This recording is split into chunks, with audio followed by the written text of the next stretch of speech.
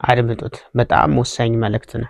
አይሾ ስፒድ የሚባል ወጣት ልጅ አሁን ዓለምን በጣም ያነጋገረ ልጅ እሱ ኢትዮጵያን ጎብኝቷል። ደስ ይላል ሀገራችንን ማስተዋወቁ። ግን በዚህ ብዙ ሰዎች ይደሰቱና ጎን ለጎን በቃ ቤተ እምነት ለምን ሄደ?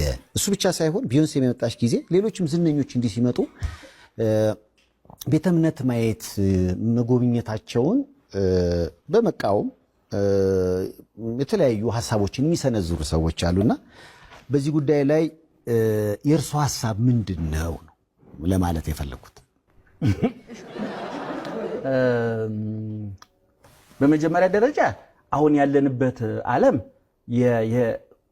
የኮስሞቲክስ የውበት በጣም ጭንቀት እነዚህ መዝናኛ ነገሮች ባለም አቀፍ ደረጃም ታውቃለህ። ለምሳሌ